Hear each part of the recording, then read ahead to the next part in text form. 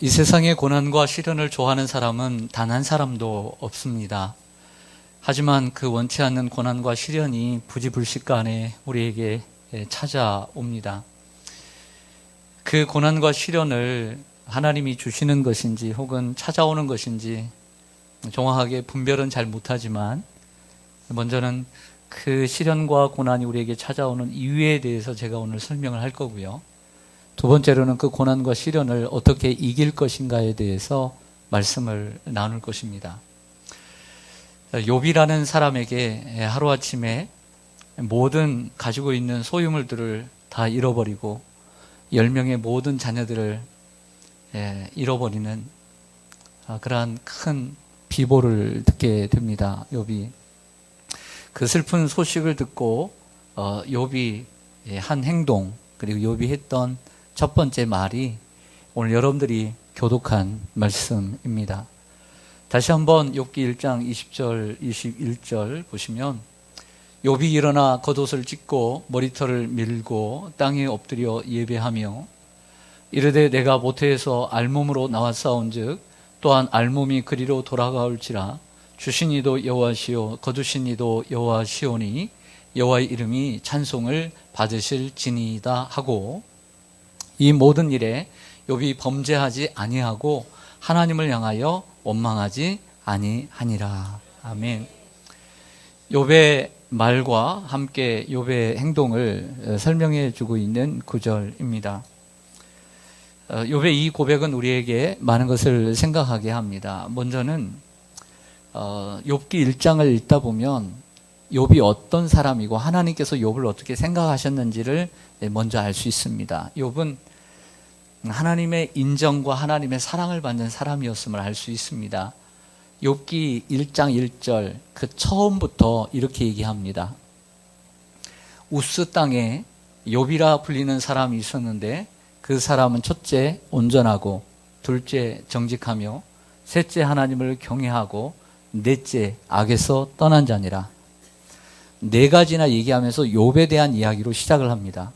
그래서 이것을 읽으면서 정말 나에게 한 가지라도 있으면 좋겠다, 한 가지라도 칭찬을 한 가지라도 정말 받았으면 좋겠다라는 생각을 합니다. 여러분, 이 네 가지를 얘기를 하고 시작하고 있다는 거죠. 욥이 이런 사람이었습니다.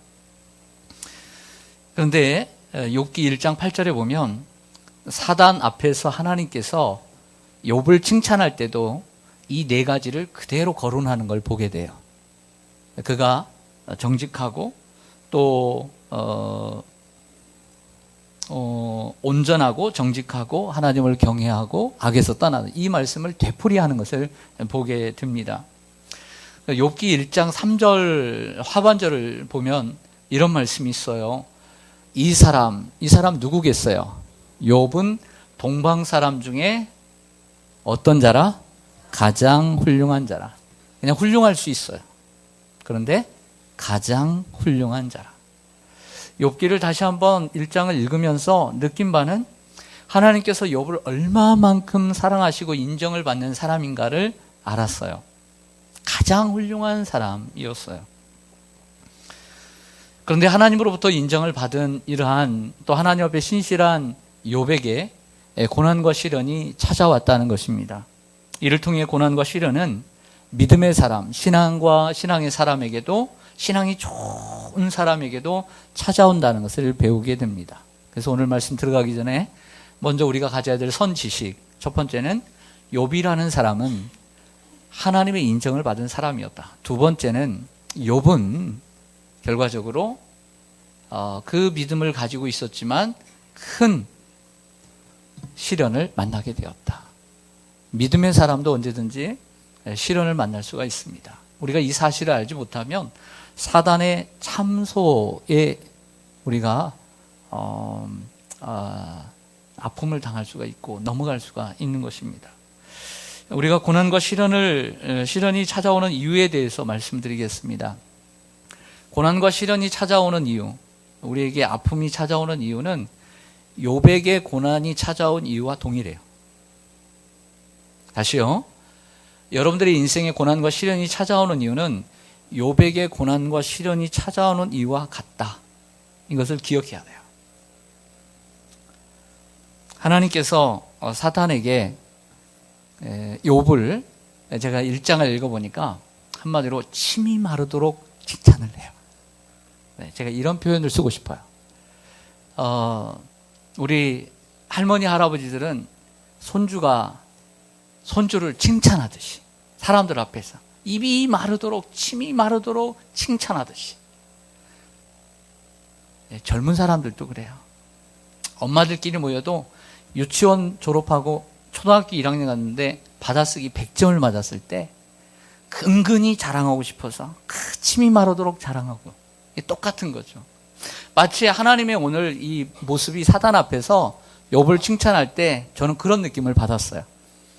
막 칭찬하고 싶어서 또 칭찬하시는데 이 입이 마르도록 침이 마르도록 계속 칭찬하시는 거예요. 그런데 이에 사탄이 하나님께 이렇게 얘기합니다. 하나님, 욥이 까닭 없이 하나님을 경외하는 줄로 생각하십니까? 되물어요. 하나님께서 욥에게 이 많은 수많은 물질의 복을 주시고, 그리고 아무 문제 없이 마음의 평안의 복을 주셨기 때문에 하나님을 경외하는 것입니다. 그 물질을 빼앗고 시련과 고난을 주시면 분명히 하나님을 욕할 것입니다. 이렇게 얘기를 해요. 이것이 우리가 시련을 당하는 이유예요.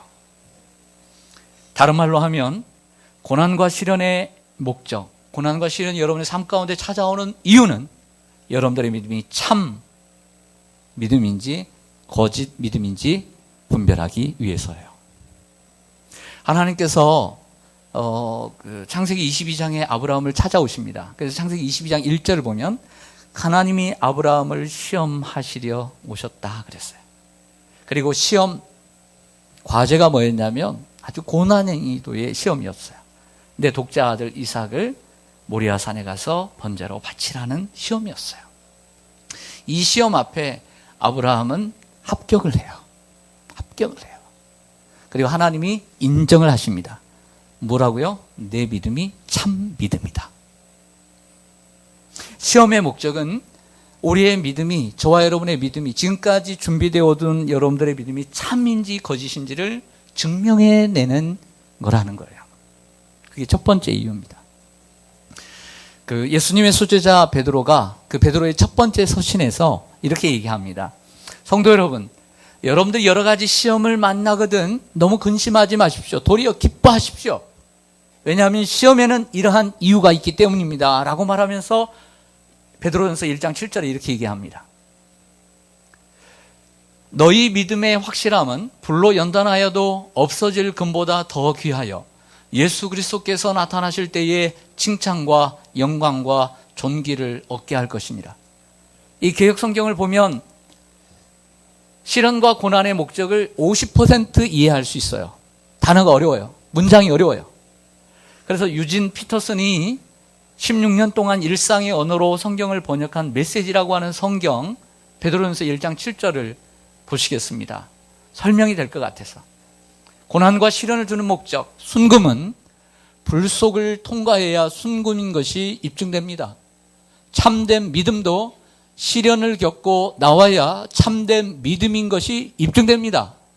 예수께서 모든 일을 완성하실 때에 하나님께서 승리의 증거로 내게 보이실 것은 여러분들의 믿음이지 여러분의 금덩이가 아닙니다. 어때요? 100% 설명이 되죠? 사랑하는 여러분, 시련과 고난이 오는 이유는 여러분들의 믿음을 참 믿음인지 여러분들의 믿음이 거짓 믿음인지를 증명해내기 위해서요. 이것을 기억해야 합니다. 여러분들 현재 여러분들이 고난을 당한다라고 생각하는 분이 있습니다. 내 인생이 요즘 이렇게 힘들까? 지금 평안하다 할지라도 과거에 여러분들이 예수를 믿고 수년 동안 살아오시면서 분명히 시련과 고난이 있었을 것입니다. 가정의 시련, 부모로 인한 시련, 자식으로 인한 시련, 남편으로 인한 시련, 여러분 자신으로 인한 시련, 교회에 대한 시련들. 근데 과거의 그 시련과 고난 앞에 여러분들의 믿음은 어떠한 믿음이었습니까? 지난 얘기지만 그 시련을 주신 목적이 여러분들의 믿음이 참인지 거짓인지 증명하는 것이었다면 과거의 수많은 그 시련과 고난 앞에서 여러분들의 믿음은 어떤 믿음이셨습니까? 저한테 얘기할 건 없습니다. 그러나 여러분 자신에게는 분명히 대답해야 합니다. 그리고 그냥 넘어가서는 안 됩니다. 고난과 시련이 찾아오는 또 다른 이유는 우리의 믿음을 단련하기 위해서입니다. 예수님의 동생 야고보는 야고보서라고 하는 일반 서신을 썼습니다. 1장에서부터 5장까지 쓰는데 앞에부터 뒤에까지 앞뒤가 같습니다. 처음 말씀 보시겠습니다. 야고보서 1장 3절에 보면 이는 너희의 믿음의 시련으로 시작합니다. 인내를 만들어내는 줄을 너희가 알미라. 인내를 온전히 이루라. 이는 너희로 온전하고 구비하여 조금도 부족함이 없게 하려 함이라. 시련을 가리켜 믿음의 시련이라고 정의합니다. 여러분들이 당하는 시련은 믿음과 결부되기 때문이죠. 우리의 모든 시련은 믿음과 결부됩니다. 그 믿음의 시련이 우리를 인내로 만들어주고 그 인내가 결국에는 우리를 온전하고 구비하여 조금도 부족함이 없는 사람, 즉 하나님이 우리를 단련하셔서 우리의 믿음을 성숙시켜가는 도구로 사용하신 줄로 믿습니다. 야고보서 5장에도 보면 너희가 욥의 인내를 들었고 이렇게 얘기해요. 5장에서도 인내로 끝나요.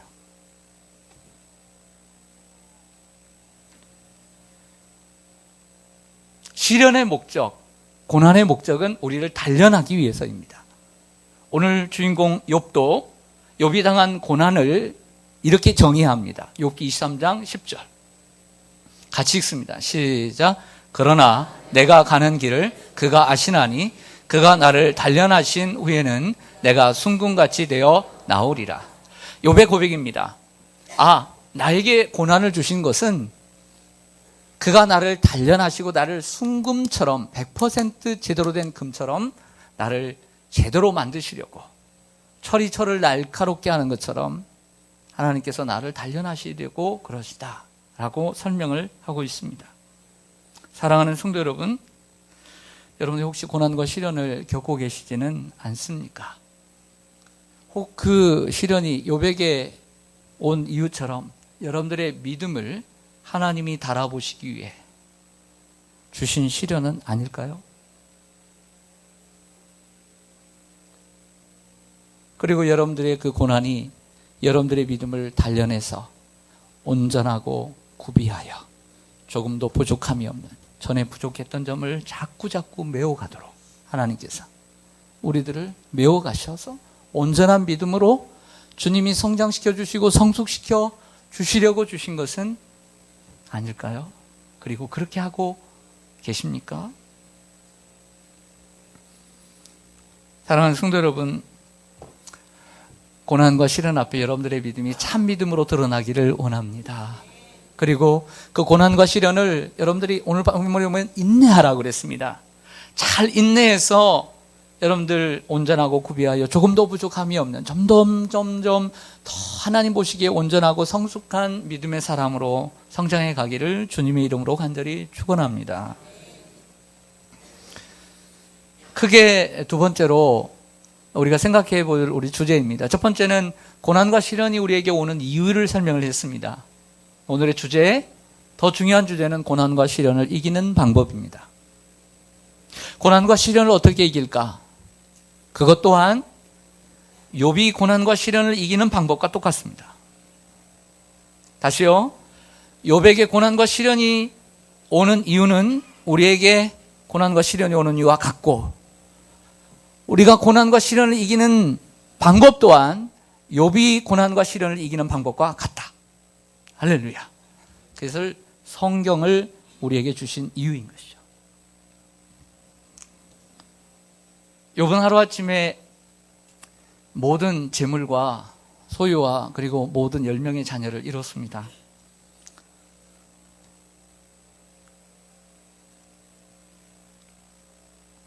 잠시 생각해 보았습니다. 나 같으면 어떨까 할까? 나 같으면 어떨까? 여러분 같으면 어떻게 하겠습니까?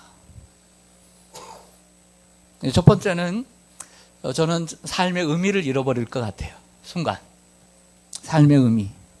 즉, 내가 삶을 살아가는 이유가 없어질 것 같다라는 생각이 들어요.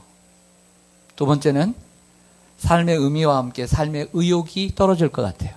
사라질 것 같아요. 의미가 없는데 오늘 일할 의욕이 있겠어요? 순간 목회할 의욕이 있겠어요? 살아갈 의욕이 있겠어요? 의욕이 떨어질 것 같아요. 그런데 오늘 본문은 욥이 하나님을 예배했다라고 기록을 해주고 있습니다. 또한 하나님을 원망하지 않고 찬송했다라고 얘기합니다. 내가 알몸으로 들어와서 알몸으로 가는데 주신 이도 여호와시오 착취하신 이도 여호와시오니 하나님이 찬송을 받으실지어다. 이렇게 고백을 하고 있는 거죠. 그러자 사탄의 이제 이 시험을 한 주체자 사탄의 반응을 보겠습니다. 사탄은 여기서 두 손을 듭니다. 내가 졌다. 나의 첫 번째 전략은 실패로 돌아갔다 라고 인정을 해요. 그리고 하나님에게 다시 나와서 건강에 대해서 그의 몸을 치고자 하는데 하나님이 허락해달라고 두 번째 심화 문제를 내게 됩니다. 다만 하나님은 그의 생명에는 손을 대지 말라 라고 조건을 걸게 되는 거죠. 이를 통해서 첫 번째 사단의 시험은 실패했다. 결국 누가 이겼다? 누가 이겼다? 하나님이 이겼지만 욥이 이긴 거예요. 욥이 이겼다. 따라서 욥이 이겼다. 다시요. 욥이 이겼다. 욥이 이긴 거예요. 이거 짚고 넘어가야 돼요. 짚고. 욥이 첫 번째 관문에서 합격하고 이겼다는 거예요. 이겼기 때문에 사단이 포기하고 두 번째 미션으로 들어간 거죠. 첫 번째 가지고는 안 됐다는 거예요. 재물 가지고 애들 가지고도 안 됐어요. 왜? 욥이 이겼으니까. 어떻게 이겼느냐? 하나님을 예배하고 하나님을 원망하지 아니하고 찬송함으로 이겼어요. 인간적인 생각으로는 수천 마리의 가축을 잃어버렸으니까 열심히 일을 해서 다시 밤낮 없이 일을 해서 이 소와 양떼들을 다 모으는 것이 이기는 것이고, 사랑하는 아내와 다시 한번 사랑의 싹스를 틔워서 새로운 자녀들을 낳는 것이 이기는 것으로 생각하지만 그건 사단의 전략이에요. 이기는 것은 물질을 얻지 못하고 자녀를 한 명도 얻지 못해도 그 자리에서 하나님을 예배하고 찬송하고 하나님을 원망하지 않는 것 그 자체로 이미 승리했어요. 할렐루야. 여러분, 재물을 다시 모아서 승리했어요? 지금? 아니죠. 애를 다시 낳아서 승리했어요? 아니죠. 하나님을 예배하고 찬송하고 하나님을 원망하지 아니함으로 승리는 결정된 줄로 믿습니다. 이게 승리의 방법이에요. 예를 들어 우리 성도들이 부도를 당하거나 혹은 어려움을 당해서 가난을 경험하게 되었다. 빚을 많이 지게 되었다. 그러면 열심히 일을 해서 돈을 모으는 것이 가난을 이기는 방법이겠죠. 근데 그렇게 열심히 일을 해서 주일도 지키지 않고 하나님을 이전보다 더 멀리 했다면 그 사람은 시련과 고난을 이긴 게 아니라 진 거예요. 이게 사탄의 전술이니까. 근데 사람들은 그렇게 생각 안 해요. 내가 가난하게 되고 부도를 받았으니까 다시 내 집을 얻고 찾고 돈을 벌어서 떵떵거리게 사는 것이 믿음의 승리라고 생각해요. 그게 사단이 원하는 거예요. 사단의 원하는 대로 가는 사람이에요. 부자는 될지 모르지만 이미 시험에서 실패했어요.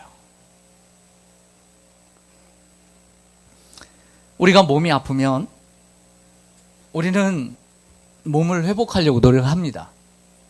그건 우리의 마음이니까, 우리의 솔직한 본심이니까. 근데 몸이 아프다, 암 몇 기가 걸렸다, 그래도 암을 낫는 것이 승리이겠지만 사단이나 하나님은 그렇게 보시지 않아요. 그 자리에서 하나님을 예배하고 찬송하고 하나님을 원망하지 않는 것이 사단의 시험을 이기는 길이에요. 혹이라도 그 병이 낫지 않아서 죽을지라도.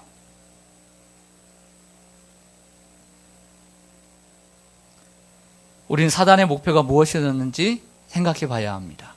1장 11절. 하나님께 이렇게 얘기합니다. 이제 주의 손을 펴사 그의 모든 소유물을 치소서. 그리하시면 틀림없이 주를 향하여 욕하지 않겠나이까. 이게 사단의 전술 목적이었어요.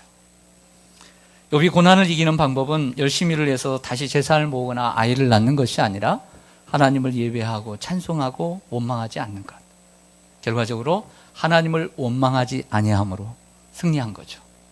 사단의 전술은 하나님을 욕하게 하는 거예요. 하나님을 욕한다는 것은 뭐냐면 하나님을 원망하는 거예요. 하나님을 비난하는 거예요. 하나님은 신실하지 아니하다. 하나님이 이럴 수 있는가? 원망의 반대는 하나님을 예배하고 찬송하는 것입니다. 결국 하나님을 원망하지 않고 찬송하고 예배함으로 욥은 고난을 이겼습니다. 여러분도 고난과 시련을 당할 때 하나님을 원망하지 않고 또 예배하고 찬송하면 여러분 승리할 줄로 믿습니다. 18세기 독일 루터 교회에 베냐민 슈몰크라고 하는 목사님이 계셨습니다. 독일은 대부분 루터 교회죠. 그런데 당시 17세기의 독일은 30년 전쟁의 아픔을 계속해서 끌어안고 있을 수밖에 없었습니다. 이 독일의 30년 전쟁은 천주교와 기독교의 전쟁이었습니다. 당시 독일의 국민이 1600만이었는데 이 1600만 가운데 흑사병과 이 전쟁으로 인해서 800만 명이 죽는 아픔을 경험하게 됩니다. 결국 천주교가 승리를 하게 됩니다. 교회들은 종탑이 무너지고 그리고 교회의 건물이 무너지고 이러한 아픔들을 경험하게 되죠. 전쟁의 치열한 격전지 가운데 하나였던 실레지아라는 곳에 베냐민 슈몰크라는 목사님이 부임해서 오게 되었습니다. 독일은 목사가 공무원입니다. 국가에서 돈을 주게 되는 거죠. 그래서 한 교회만 맡는 것이 아니라 지역을 맡게 됩니다. 그래서 교회와 관공서와 학교를 섬기면서 일을 하게 됩니다. 슈몰크 목사님이 배당받은 교구는 36개의 마을이었습니다. 교회가 다 힘을 잃었을 때 목사님과 이 사모님은 할 일이 참 많았습니다. 근데 목사님이 몸이 약했어요. 열심히 마을들을 다니면서 신방을 하고 또 전도를 하며 연약한 성도들을 붙들어 주었습니다. 그러다 한 며칠 동안 신방을 하게 되었습니다. 집을 비워둔 채. 그리고 신방을 하고 돌아왔는데 목사님 사모님의 집이 그 사택이 불타 잿더미가 되어 있었습니다. 그런데 이때 당시 슈몰크 목사님의 나이가 32살이었는데 그에게는 아들 둘이 있었습니다. 아들 둘을 찾았습니다. 잿더미 속에서 혹시라도 아이들이 여기에 있을까 봐 없기를 바라는 마음으로 찾았는데 그 잿더미 속에 두 아이가 발견되었습니다. 그리고 두 아이는 서로 끌어안고 서로 끌어안고 채 죽어 있었습니다. 그 아이들을 하나씩 하나씩 업고 그리고 안고 이제 마당으로 나왔습니다. 기가 막히죠. 하나님의 일을 위해서 열심히 지금 전도하고 신방하고 왔는데 불은 났고 아이들은 그 안에서 죽어 있었어요.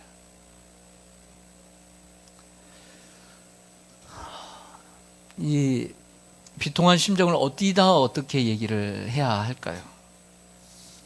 이제 슈몰크 목사님의 나이가 32.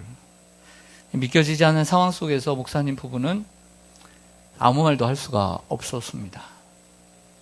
하염없이 눈물이 났고 하나님을 원망하고 싶은 생각도 들었을 것입니다. 저는 잘 모르겠어요. 그 마음은. 저는 지금 전해 내려오는 이런 역사를 여러분들에게 소개할 뿐입니다. 부부가 하나님 앞에 호소하듯 눈물로 기도하기 시작하는데 그 부부의 눈 속에 바로 십자가를 지시기 전날 밤 겟세마네 동산에서 기도하시는 예수님의 환상을 보게 됩니다. 그리고 그 십자가 앞에서 기도하시는 주님의 말씀이 생각납니다. 아버지여, 내 뜻대로 하지 마옵시고 아버지의 뜻대로 하옵소서. 그 후에 그 기도가 모아져서 찬송가 가사가 되고 여러분들이 좀 전에 부른 찬송가 549장의 가사가 됩니다. 이게 찬송가 549장의 유래입니다. 한번 찬송가 549장을 펴보겠습니다.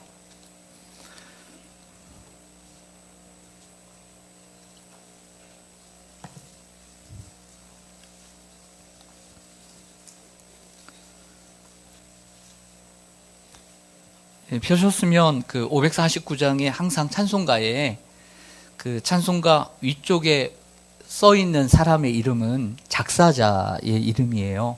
그래서 베냐민 슈몰크 1704년 이렇게 써 있는 것은 슈몰크 목사님이 1704년에 썼던 가사란 얘기예요. 그리고 오른쪽 위에 보면 C.M. 본 베버 1820년, 그리고 그 후에 편곡이 됐다는 얘기겠죠.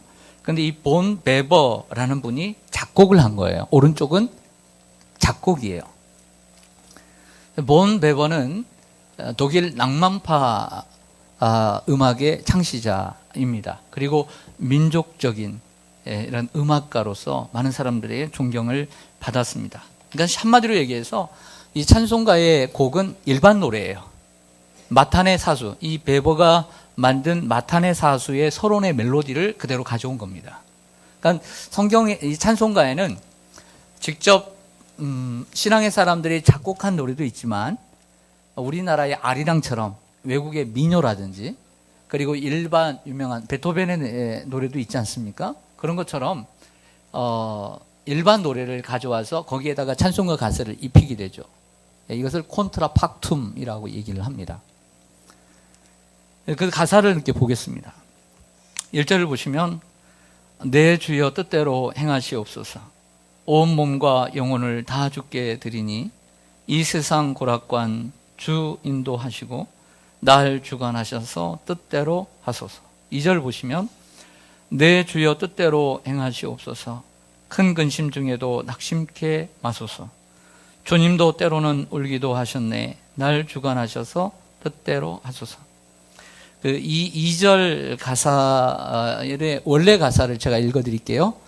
2절의 원래 가사는 이렇습니다. 오 예수님, 비록 제가 당한 슬픔이 크오나 주님도 세상에서 우셨고 자주 홀로 슬퍼하셨으니 이제 제가 주님과 함께 울어야 한다면 당신의 뜻이 이루어지이다. 이런 가사입니다. 저를 보겠습니다. 두 아들을 잃고 순간적으로는 하나님이 원망스러울 수 있었을 것입니다. 이렇게 하나님의 일을 열심히 하는데 이렇게 나에게 어려움이 있어야만 하는가?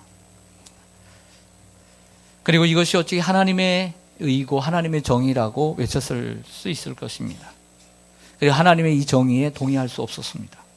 그러나 그것은 슈몰크 목사님의 정의였습니다. 하나님의 정의와 하나님의 뜻은 달랐습니다. 슈몰크 목사님이 고백을 합니다. 내 주여 뜻대로 행하시옵소서. 내 아들을 죽이는 것은 하나님이 결정하실 문제이지 내가 결정할 문제가 아니라고 고백을 한 것입니다. 나의 정의와 나의 뜻을 내려놓고 하나님의 정의와 하나님의 뜻을 받아들이겠다라고 고백하는 것입니다.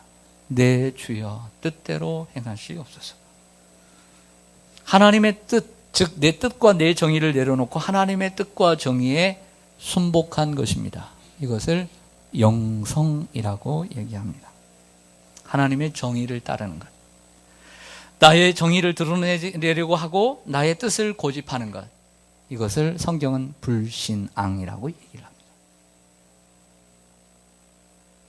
하나님의 정의와 뜻을 받아들이는 것, 그것을 영성, 신앙, 믿음이라고 정의합니다. 우리 예수님도 겟세마네 동산에서 하나님의 뜻을 받아들이고 하나님의 뜻 앞에, 하나님의 정의 앞에 어떻게 자식을 죽일 수가 있습니까? 하나님, 이렇게 말할 수 있지만 하나님의 뜻과 하나님의 정의 앞에 내 자신을 내려놓고 하나님의 정의에 순복해 가는 것, 이거 예수님의 영성이었고 예수님의 믿음이었고 예수님의 신앙이었습니다.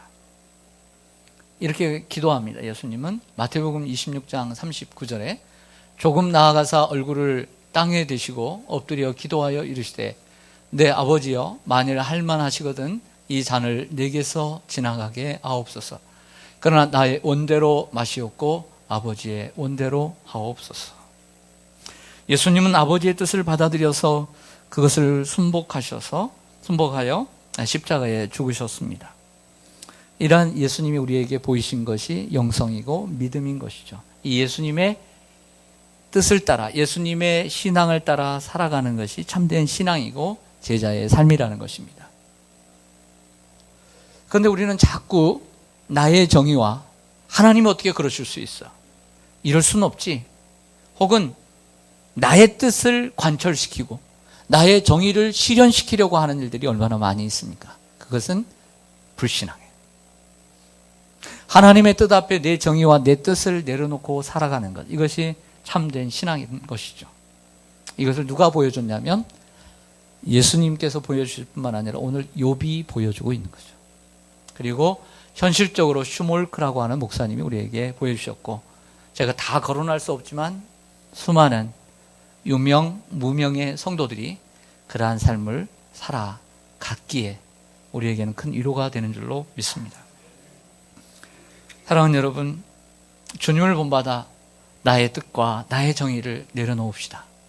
그리고 아버지의 뜻과 정의 앞에 순복하기를 원합니다.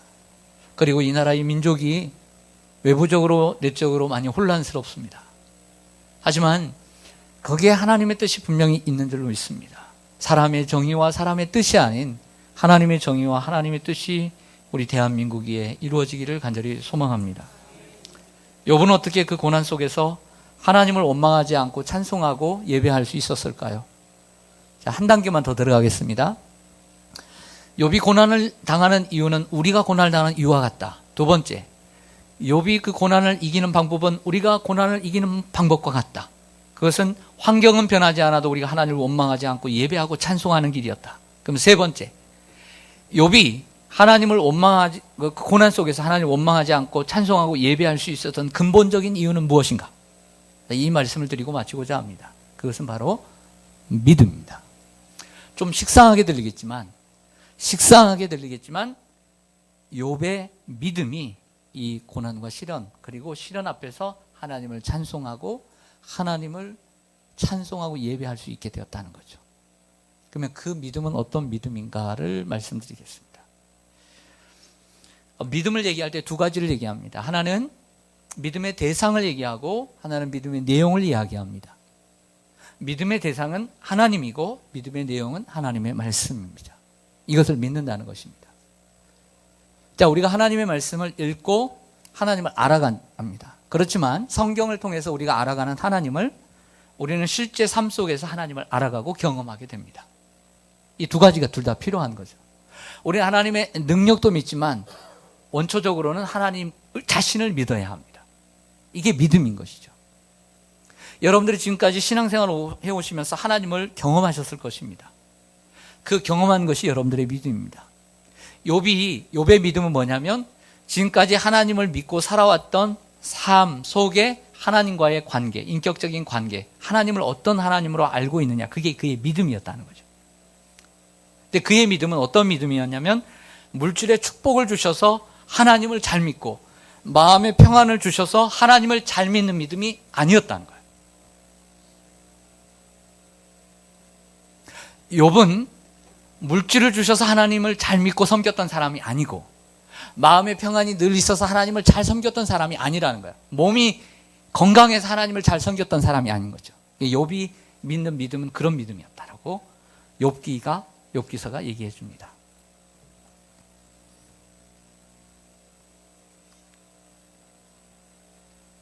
또한 욥은 자기의 뜻과 정의를 신앙이라는 이름으로 포장한 사람도 아니었습니다. 자기의 뜻을 이루고 자기의 정의를 이루기 위해서 하나님에 대한 신앙이라는 포장지에 자기를 넣지 않았습니다. 하나님의 뜻과 하나님의 정의를 앞세웠습니다. 이것을 가리켜 신앙적인 용어가 주권이라고 하는 것입니다. 그래서 욥은 하나님의 뜻과 하나님의 정의 앞에 자신을 내려놓은 하나님의 주권에 순복한 사람이다, 이렇게 얘기를 하는 거죠. 욥은 하나님의 주권을 믿었기에 그 고난 속에서도 하나님을 원망하지 않고 찬송하며 예배할 수 있었던 것입니다. 모르겠습니다. 우리가 살아가면서 이런 말씀을 전하고 이런 말씀을 듣지만 욥과 같은 시련이 오기를 원치는 않습니다. 또 그만큼 극심한 고난이 오리라고는 또 기대하지도 않습니다. 하지만 여러분들, 저와 여러분들의 믿음만큼 하나님은 분명히 우리 여러분들 남은 시간 동안 시련을 주실 것입니다. 그 시련 앞에서 우리가 그 시련을 잘 준비하도록 말씀은 마치 보약처럼 우리에게 주어지는 것이 아닌가. 할렐루야. 오늘 시련을 당하는 분들이 계시면 오늘 처방약이 되겠죠. 말씀을 정리하겠습니다. 여러분이 믿고 여러분 지금까지 아는 하나님은 어떤 하나님이셨습니까? 그것이 여러분들의 믿음입니다.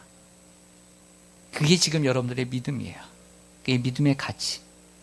그리고 여러분들이 알고 있는 그 하나님, 여러분들이 행동했던 그 하나님, 그 믿음만큼 여러분들은 그 고난을 대처해 나갈 것이고 믿은 대로 대처해 갈 것입니다. 이렇게 믿었다면 이렇게 대처해 갈 것이고 저렇게 믿었다면 저렇게 대처해 갈 것입니다. 그러므로 우리들의 믿음은 대단히 중요합니다. 하나님을 아는 것 대단히 중요합니다. 하나님을 잘 알고 여러분들 현재의 시련뿐만 아니라 다가오는 어떠한 고난도 잘 대처해 가시기를 주님의 이름으로 간절히 소망합니다. 아멘. 기도하겠습니다.